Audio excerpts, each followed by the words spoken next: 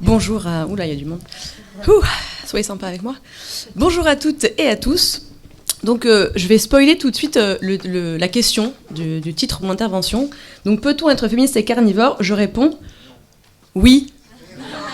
Méga surprise, on peut l'être. Je dirai à la fin pourquoi. Donc, en fait, il y a un peu de suspense encore.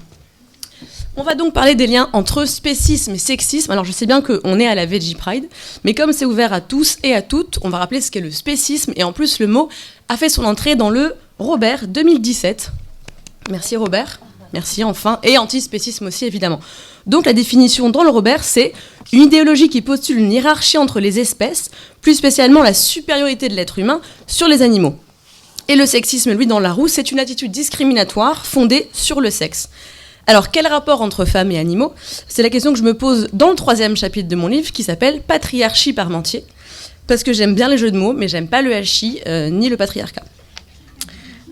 Quand j'ai découvert que certaines, je dis certaines parce que j'ai lu beaucoup plus d'autrices que d'auteurs sur le sujet, faisaient un pari entre les femmes et les bêtes, je me suis dit « Ouais, c'est un peu tiré par les cheveux, faut pas déconner non plus ». Bon, au bout de 5 minutes, en fait non, on déconne pas du tout, parce que c'est complètement légitime de faire ce parallèle. Et je me suis rendu compte qu'en fait, j'avais déjà entamé cette réflexion, mais je l'avais pas poussée aussi loin que j'ai pu le faire en écrivant ce livre. Donc, certes, on ne trouve pas d'escalope de meuf au supermarché, et on ne regarde pas vos gencives avant de vous embaucher après l'entretien, mais on n'est pas très loin de ça quand même. On va voir à quel point, et surtout, à travers l'histoire, le statut des femmes s'est toujours trouvé à mi-chemin entre celui des hommes, avec un petit H, et des bêtes. Ce qu'on appelle le propre de l'homme, donc encore une fois avec un petit H, sinon je dirais l'être humain, hashtag écriture inclusive, on parle du sujet masculin, qui s'est donc construit dans sa différenciation à la fois de l'animal et de la femme. En fait, le maître étalon de l'humanité, c'est le masculin. La neutralité, c'est le masculin. Et on le voit bien dans la langue française, avec le débat qui ressurgit de l'écriture inclusive, la femme n'est qu'une différenciation de cette neutralité qui est en fait une masculinité. Donc d'abord, je vais utiliser un mot barbare, mais en fait, il est très pratique et il n'est pas si compliqué que ça. C'est un concept qui est quand même très utile, c'est le carno-phallogocentrisme. Alors, c'est pas de moi, c'est de Derrida, paix à son âme. Ce qui veut dire, c'est que celui qui détient l'autorité sur la nature, les femmes et les enfants, c'est celui qui possède le logos, donc à la fois la parole et la raison. Le phallus, je ne vais peut-être pas définir ce que c'est, je pense qu'on est tous et toutes au courant de ce qu'est le phallus aujourd'hui. On en voit beaucoup, on en parle encore plus. Et qui s'impose en ingérant donc la chair carnée, que ce soit en consommant l'autre, pas facile à dire, par le meurtre, ou bien en consommant son corps par l'exploitation, en le possédant donc. Donc carno-phallogocentrisme. Alors déjà, en s'octroyant l'exclusivité du logos, la supériorité du logos, l'homme, il a d'emblée condamné animaux et femmes au silence, et il s'est arrogé le pouvoir avec une hiérarchie qui est homme, supérieur à femme, supérieur à animaux, supérieur à plantes. Et c'est comme ça qu'on a légitimé une violence généralisée que subissent encore aujourd'hui femmes et animaux. Tu es inférieur, donc ce que je te fais subir est acceptable. J'allais dire inacceptable, mon Dieu. Donc on voit bien déjà comment on peut rapprocher sexisme et spécisme. Le sexisme peut donc être considéré comme un spécisme appliqué aux femmes, comme le racisme est un spécisme appliqué aux non-blancs et aux non-blanches. Et toutes ces discriminations, c'est des pures constructions culturelles. Ça vise à démontrer la supériorité d'un groupe sur l'autre, une idéologie qui sert par la suite à justifier son exploitation à travers le colonialisme, le carnisme, l'esclavagisme ou le patriarcat. Alors, avant d'illustrer cette thèse avec des exemples un peu plus concrets, on va voir comment la condition des femmes est inextricablement liée à celle des animaux, et ce depuis toujours, en fait, parce qu'on va remonter au Paléolithique. Vous vous rappelez, dans vos livres, vous aviez des mecs qui chassaient le mammouth et des femmes qui allaitaient assises par terre, on dirait qu'elles n'en branlaient pas une, alors qu'en fait, elles cueillaient quand même des plantes. Donc les chasseurs-cueilleuses, je dis pas cueilleurs parce que les femmes les décidaient ou non, en fait, à l'époque, il y a plusieurs théories comme ça, qui disent qu'à la base c'était un contrat passé entre les femmes et les hommes. Il y en a qui disent que c'est les hommes qui ont imposé aux femmes de ne pas utiliser des objets tranchants pour chasser. Bon, de toute façon, le fait est que les femmes cueillaient les plantes et s'occupaient des enfants, donc nourrissaient aussi littéralement l'humanité, pendant que les hommes chassaient le gros gibier. Donc à l'époque, si l'Homo erectus s'était posé la question du spécisme, il n'aurait pas tenu très très longtemps. Vraiment, on serait pas là en fait, hein, globalement on peut le dire comme ça. Parce que la contribution des femmes était certes complémentaire, mais la viande, avec sa capacité à nourrir le plus grand nombre et toutes les protéines qu'il y avait à l'époque, qui étaient valables, on va dire, facilement comme ça, avec un gros mammouth plutôt qu'en cueillant de façon fastidieuse des plantes, c'était un aliment de choix indispensable pour assurer la survie de toute la tribu et la vitalité. Donc il n'y avait pas 36 solutions, c'était mange de la viande ou crève à l'époque. On ne s'embarrassait pas des réflexions éthiques sur la condition animale. Du coup, même quand l'humanité s'est sédentarisée et qu'elle a appris l'agriculture, elle a continué à consommer de la viande naturellement en se disant bon bah maintenant on va faire de l'élevage, de la domestication. Et c'est acceptable, depuis la nuit des temps, de manger, de tuer, de chasser des animaux. Mais alors les femmes, quel est le rapport ? Et bien quand on s'est sédentarisé, la survie du groupe et sa vitalité dépendaient plus que jamais du nombre d'individus. Parce que quand on sédentarise, on a un territoire qu'on veut défendre. Donc il faut le défendre contre les invasions des autres, contre le vol des ressources. Et en fait, qui assure la vitalité du groupe ? Les femmes, parce qu'elles peuvent donner vie à des enfants. Donc là, on parle purement du nombre et de la façon dont on assure la vitalité, c'est-à-dire en nourrissant aussi les enfants pour qu'ils grandissent. Donc les femmes, en fait, sont devenues une ressource extrêmement précieuse, au même titre que les enfants qui étaient exploités dans les champs. Donc à l'époque, c'était quand même pas mieux qu'aujourd'hui. Les hommes se sont donc arrogés le fait de pouvoir voler des femmes, les échanger, les troquer. En tout cas, c'était des biens femelles, comme dit Colette Guillaumin, donc on a été considérés assez rapidement comme des biens au même titre que les animaux. Il fallait bien affaiblir le voisin, il fallait bien négocier une trêve, et donc c'est la théorie de l'alliance de Claude Lévi-Strauss. Et d'ailleurs, on voit bien que c'est un contrat qu'on voit partout dans le monde, et Françoise Héritier dit qu'on voit partout des hommes qui échangent des femmes et jamais l'inverse. Jamais, ça, en tout cas, pas à ce qu'elle sache, je lui fais confiance. Et là, c'est le drame. Parce que pour Gerda Lerner, une historienne américaine qui a écrit un bouquin qui s'appelle La création du patriarcat en 86, oui, parce qu'il faut quand même revenir un peu en arrière, en fait, on a toujours pensé que c'était naturel, le patriarcat. Ouais, moi aussi, je suis super choquée par ça. On s'est dit, mais oui, bah, ça va, les hommes dominent les femmes, oui, bah, je vois pas le problème, quoi. Et elle est arrivée en 86, et je suis née en 86, donc je suis assez terrifiée d'avoir trouvé une critique, je crois, sur le New York Times, de son bouquin en disant « Mais c'est une théorie inédite !» en 86. On s'est dit, peut-être qu'en fait, c'était pas naturel. Ok, donc voilà, petite parenthèse terrifiante. Donc elle dit que le point de départ du patriarcat en tant que système discriminatoire vis-à-vis des femmes, ça a commencé au moment où les hommes, du coup, se sont dit « On s'arroge la propriété des femmes ». Donc pas loin après celle des animaux, finalement. Donc c'est assez concomitant. La question qui s'ensuit, c'est comment les hommes ont pu faire ça sans que les femmes se rebellent. Parce qu'on n'était pas non plus 2 contre 35 personnes, quoi. Et c'est là que la nourriture devient un facteur essentiel à la subordination des femmes, et en particulier la viande. Vrai nerf de la guerre. En fait, à la préhistoire, pendant que tout le monde trimait pour trouver la nourriture, les hommes, eux, se sont accaparés l'aliment le plus riche en protéines, qui était à l'époque la viande, on va dire en grande quantité, et évidemment, il y avait des plantes, et qui était essentiel à la croissance.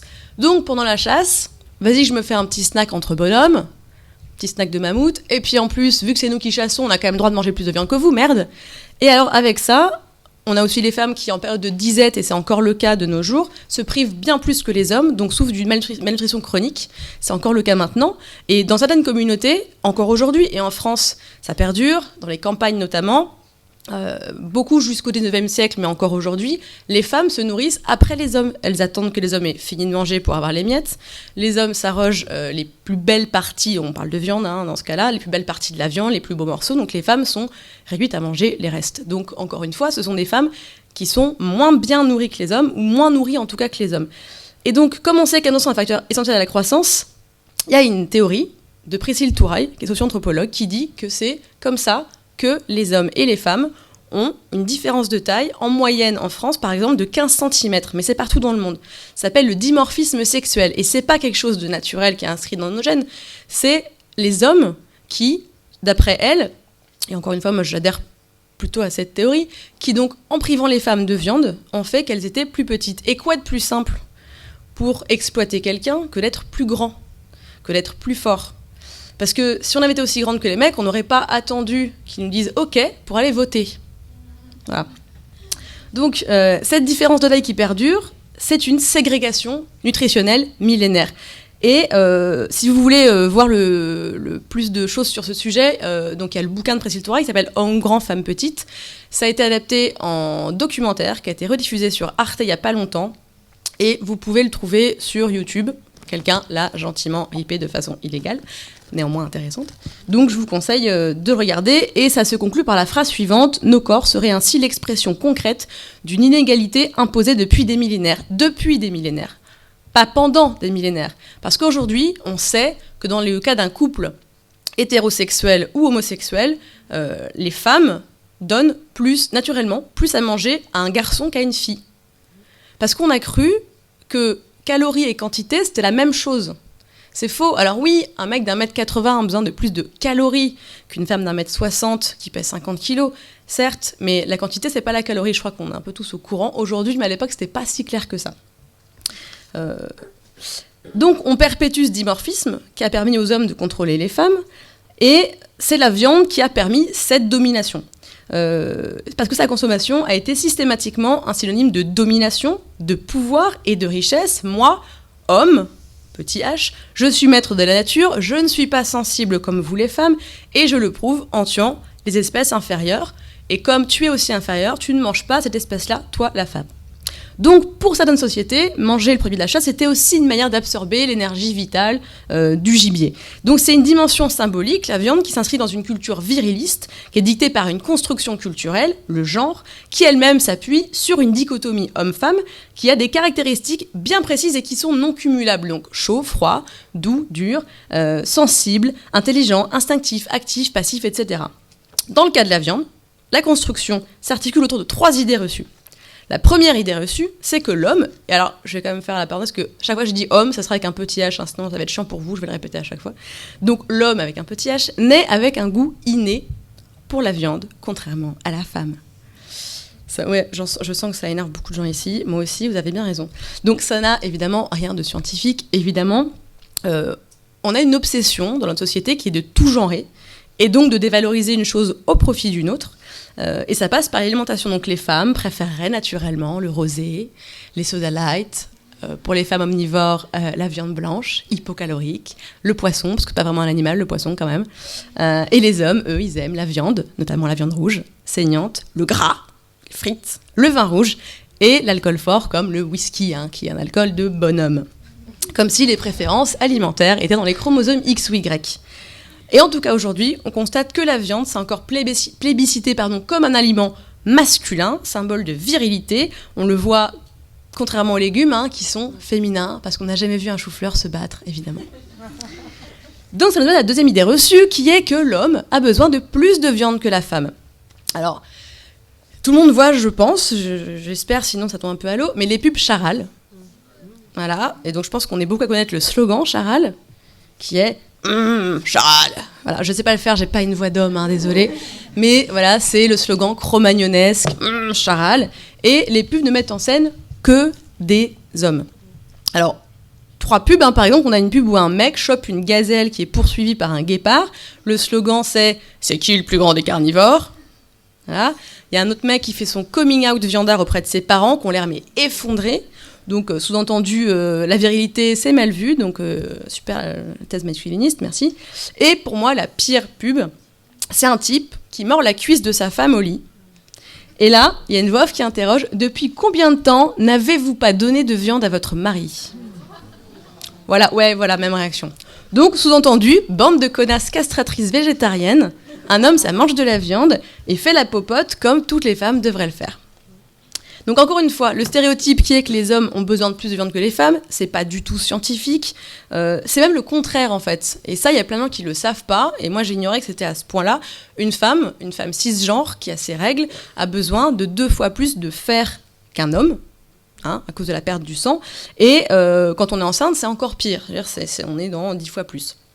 Or, le fer le mieux assimilé par l'organisme, ça reste le fer d'origine animale, donc héminique, du grec aimas qui veut dire sang, qu'on trouve dans les abats, la viande rouge ou les huîtres. Par exemple, il y a beaucoup de fer héminique là-dedans. Mais beaucoup d'aliments végétariens, évidemment, je ne vais pas vous l'apprendre à vous, sont riches en fer non héminique, gingembre, cacao, lentilles, les lentilles, cet aliment merveilleux, j'adore les lentilles, ou bien le quinoa. Et on ne sait pas forcément ça, mais tous ces aliments, donc cacao, laitue de mer, gingembre, lentilles, quinoa, contiennent plus de fer qu'un cœur de bœuf. Donc on repassera. La spiruline, c'était mon exemple d'après. Voilà, la spiruline qui pourrait aussi sauver l'humanité de la sous-nutrition chronique. Donc effectivement, et c'est des idées reçues. 100 grammes de cœur de bœuf, en fait, il n'y a pas grand-chose de bon pour vous dedans. Donc de toute façon, le fer animal ou végétal, quand il arrive aux cellules, elles ne font pas la différence. Donc en plus, on s'en fout. Troisième idée reçue, l'homme a besoin de viande, point, parce que sinon il meurt. Pouf. Comment ? Non, j'ai cru qu'il y avait quelqu'un... C'est un fantôme. À une époque, la science était persuadée que les protéines, c'était le carburant du corps. Ouais, on avait oublié les lipides et les glucides, pas de bol. Alors, c'est primordial au bon fonctionnement de notre corps, à notre croissance, les protéines, certes, mais comme elles aident aussi à prendre du muscle et à perdre du gras, on continue d'associer ça à la force, à la masculinité, donc à la viande, surtout dans le cas de la viande rouge. Parce que la viande blanche, elle est totalement désanimalisée, parce qu'il y a... On ne voit pas de sang sur une barquette de blanc de dinde, effectivement. Du poisson, c'est pareil. Puis elle est marketée comme un aliment féminin, souvent un allié minceur, comme je disais tout à l'heure, même titre que le poisson. Alors le problème, c'est que la viande n'a pas non plus le monopole des protéines, sinon les végés et les véganes, ici, ils ne seraient pas là pour en parler. On serait un peu comme dans The Leftovers, vous disparaîtriez comme ça, évidemment. Et là, on touche à un vrai problème, parce que la spiruline, effectivement, ou encore la luzerne, ou bien les légumineuses, sont bien plus riches en protéines que la viande, et meilleures pour l'environnement, ainsi que pour la santé. Et le gros souci, c'est que c'est un problème de santé publique. Parce qu'en 2011-2012, les hommes américains mangeaient 2 fois plus de protéines que nécessaire, et par protéines, là, on entend viande. Et comme on sait que la surconsommation de viande, comme la charcuterie, ça donne des maladies cardiovasculaires, prise de poids, diabète de type 2, et même des cancers colorectaux, les chiffres qui vont suivre sont assez terrifiants. En France, chaque année, 55% des nouveaux cas de cancer colorectal, ce sont des hommes. Et c'est le 2e cancer le plus meurtrier pour les hommes, après le cancer du poumon et avant celui de la prostate. C'est quand même flippant comme chiffre. Alors, en 2015, pourtant, l'OMS a publié une étude sur les effets carcinogènes de la viande, ça veut dire qu'il donne le cancer ou qui peut mener à des problèmes type cancer. Ça a déclenché la colère des éleveurs pour beaucoup des hommes, et certains élus sont eux. Pourtant, le rapport était évidemment étayé avec des chiffres et des conclusions extrêmement alarmantes, puisqu'elle rapportait que 34 000 décès de cancer par an environ dans le monde sont imputables à une alimentation riche en viande transformée. 34 000 décès par cancer par an. Mais les réactions, évidemment, elles n'ont pas été de dire « Ah merde, je crois qu'on fait fausse route quelque part là ». Non. L'OMS a dû calmer le jeu parce qu'en fait, il y a l'Association des maires ruraux de France qui a dit que c'était de la désinformation et qui a intitulé son communiqué dans la presse « La bêtise est cancérigène ». Voilà. Donc l'OMS a quand même dû calmer le jeu, parce que c'était vraiment, ça commençait à être une guerre. Donc elle a publié quelques jours après un communiqué en disant qu'il s'agissait en aucun cas de demander aux gens d'arrêter de manger de la viande, comme je pense qu'on doit beaucoup vous la faire à vous aussi, transformée, mais que réduire la consommation de ces produits peut réduire le risque de cancer colorectal. Et parmi les réactions outrées, on a eu, notamment sur Twitter, Facebook, des tirades libertaires, pour la grande majorité des hommes, sur le thème « On nous empêche de fumer ». On nous empêche de boire, et bientôt, on ne pourra plus manger de saucisson. Blablabla, les bobos, blablabla, la bien-pensance, blablabla, la gauche. On prévoit des greffes de cerveau ? Je ne sais pas. Est-ce que c'est vegan de greffer des cerveaux ? En fait, en France, si on commence à peine à remettre en question le dogme carniste, c'est parce que la viande est considérée comme un privilège. D'abord, celui de l'être humain sur l'animal, et puis celui du riche sur le pauvre. Or, comme tous les privilèges, pas question pour ceux qui en profitent de s'en séparer. Avec cette enquête de l'OMS, où le végétarisme et le véganisme, qui sont plus présents qu'avant dans les médias, la viande, au même titre que le tabac ou l'alcool, c'est devenu un symbole de liberté ultime, de rébellion, un doigt d'honneur au politiquement correct, qu'on invoque tout le temps dès qu'on parle de privilèges. Et c'est perçu pour certains et certaines comme un retour aux vraies valeurs fantasmées, d'une identité française qui serait partagée par tous et toutes, où on mangerait tous et toutes du saucisson en fumant des gauloises brunes. Mais en filigrane, Ces vraies valeurs, c'est quoi? C'est des valeurs brandies comme un étendard masculiniste. C'est des valeurs extrêmement masculines, en fait. Très machistes. Parce que, en fait, c'est la même logique qui est à l'œuvre dans un discours où ceux qui se sentent menacés par la féminisation de notre société, en fait, qui est une volonté d'égalité, ils ont l'impression qu'on va leur enlever un truc en donnant plus de droits à celles qui en sont privées. Et en fait, en remettant en question le système patriarcal millénaire et traditionnel, on attente au privilège des hommes. Et ça n'est pas acceptable. Et quand on demande à quelqu'un de justifier son végétarisme éthique, les 3/4 du temps, on a l'argument massu qui est « mais on a toujours mangé de la viande. Je ne sais pas pourquoi on arrêterait aujourd'hui. » Alors, on a vécu sans antibiotiques pendant longtemps, sans sécurité sociale, sans électricité. On a toujours exploité les enfants, on continue de le faire.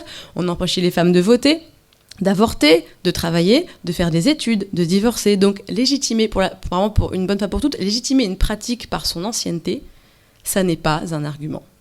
Vraiment, ça n'a jamais été un argument, en fait. C'est vraiment, quand on est à court d'arguments, on balance ça. Donc, au fond, si c'est difficile pour nous d'imaginer, pour d'autres gens, un monde sans abattoir et un monde où les femmes seraient réellement les égales des hommes, c'est parce qu'il faudrait pour cela que l'homme renonce à ses prérogatives. Et certains y voient un signe de faiblesse. Si je ne peux plus assassiner les animaux pour me nourrir, je ne suis plus le maître de la nature. Si je ne peux plus siffler une femme ou lui mettre une main aux fesses dans le métro, je ne suis plus le maître de l'espace public. En gros, si je ne me comporte plus comme si tout m'était dû, eh bien, je perds mon statut de prédateur et je deviens à mon tour une proie. Sauf qu'il y a de proies que s'il y a de prédateurs, en fait. Et si l'homme respecte les animaux et les femmes, il n'en mourra pas, possiblement le contraire. Donc on voit qu'il y a même plus de dilemme moral à respecter les femmes et les animaux, parce qu'en fait, ils ne sont pas semblables à l'homme. Et en les considérant comme disponibles, on les prive de leur consentement. On contrôle leur corps, leur sexualité, leur cycle de reproduction. Et comme la viande, les femmes sont fétichisées, désincarnées, exploitées à travers, par exemple, la prostitution ou la pornographie qui largement déshumanise les femmes. Et aujourd'hui, on a les chiffres des violences sexuelles et conjugales faites aux femmes, on a les vidéos de L214, donc on ne peut plus prétendre ne pas savoir. On peut faire le choix informé d'en avoir rien à foutre, auquel cas on devient complice, mais les faits sont là, les animaux sont massacrés pour nourrir les humains, les femmes sont violentées, tuées, violées, pour le plaisir des hommes et nourrissent, elles aussi, les êtres humains. Donc je parlais tout à l'heure de fétichisation, mais il faut que la femme, comme l'animal, redevienne le sujet et non plus l'objet. D'où l'importance des réflexions antispécistes et féministes. Il faut qu'on arrête d'animaliser la femme pour la réduire à un être sacrifiable et consommable, avec des surnoms connotés comme gazelle, dinde, bichette, truie, chienne, cougar, pintade, cocotte, cochonne, belette, tigresse, panthère. Il faut arrêter de... Je pense qu'on est beaucoup à avoir entendu ces mots-là. En découpant son corps au cinéma, on la morcelle, comme un boucher morcelle le cadavre des animaux, donc avec des gros plans sur les seins des femmes, la bouche d'une femme, les chevilles d'une femme, les cuisses d'une femme. On fait comme le boucher qui vend un jarret, une escalope, une cuisse, une tête. Et je ne sais pas si vous vous rappelez, mais en 2010, Lady Gaga elle avait assisté au MTV Music Video Awards avec une robe en viande crue. Et elle avait justifié son geste en expliquant « Si on ne se bat pas pour nos droits, bientôt, il nous en restera autant que la chair que nous avons sur les os et je ne suis pas un morceau de viande. » En fait, l'entreprise de transformation qui rend les femmes et les animaux plus désirables vis-à-vis du consommateur ou de la consommatrice ou de l'homme s'inscrit dans la même logique. Il faut que le résultat soit le moins bestial et le plus consensuel possible. La femme doit être jeune, épilée, sentir bon, son corps doit être lisse, dégraissé, correspondre au canon de beauté en vigueur. Et la viande, c'est pareil, ne doit comporter aucun stigmate de sa vie d'avant, ni plumes, ni poils, ni vaisseau sanguin, pour ce qui concerne la viande blanche. En un mot, pour plaire, il faut désincarner pour devenir un produit de consommation ordinaire, au même titre qu'une pomme, un savon ou un balai-brosse. On peut donc rapprocher la démarche des féministes de celle des militants antispécistes parce qu'elle est animée par une même volonté qui est dénoncer la souffrance en la rendant visible et provoquer une fissure dans l'appareil idéologique. C'est-à-dire, comme écrit, je ne sais pas si des gens ici l'ont lu, l'essai de Carol J. Adams, qui s'appelle « La politique sexuelle de la viande », qui est un essai antispéciste et féministe fondateur, elle dit qu'il faut changer un fait en contradiction. Et la justification et la normalisation du régime carné sont des constructions tout aussi culturelles que le patriarcat. Donc ce que féminisme et antispécisme ont en commun, c'est la volonté de déconstruire un système millénaire avec une lutte contre des schémas normatifs. Or, toute déviance à la norme, homosexualité, végétarisme, polyamour, monoparentalité, on peut en avoir plein comme ça, c'est considéré comme une menace pour la société. Le régime végétal existant hors du schéma normatif carniste, il continue de déranger, voire d'être considéré comme inacceptable pour les esprits les plus étroits. Marty Kiel, qui est une Américaine, elle est morte, américaine, écoféministe et antispéciste, elle écrit « De la même manière que les gens se demandent souvent comment une lesbienne peut s'épanouir sexuellement sans homme, nombreux sont ceux qui se demandent comment les végétariens et végétariennes peuvent s'épanouir nutritionnellement sans viande. On leur demande « Mais alors qu'est-ce que tu manges ?» Avec la même compréhension perplexe qu'on demande aux lesbiennes « Mais alors qu'est-ce que vous faites ?» Donc on a d'autant plus de mal à se débarrasser de tous nos réflexes spécistes et sexistes qu'ils sont tellement profondément ancrés dans nos esprits qu'on voit même plus où est le problème. Mais une fois qu'on en a pris conscience, difficile de revenir en arrière, on le voit partout. Mélanie Joy, qui est psychologue activiste végane, elle a inventé le terme carnisme. Elle parle du meat insight pour parler du déclic qui l'a poussé vers un régime végétal. Donc on pourrait parler de feminist insight pour décrire le moment où on réalise à quel point la société discrimine les femmes. Et à partir de là, on ne voit plus que ça. C'est le cannot be unseen, quoi. Alors, le féminisme est-il nécessairement végétarien ? Je dirais que non. Parce que féminisme et végétarisme ou véganisme, c'est le fruit d'un cheminement individuel, en premier lieu une prise de conscience dont les enjeux finissent ou non par converger. On ne naît pas féministe ni végétarienne, on le devient.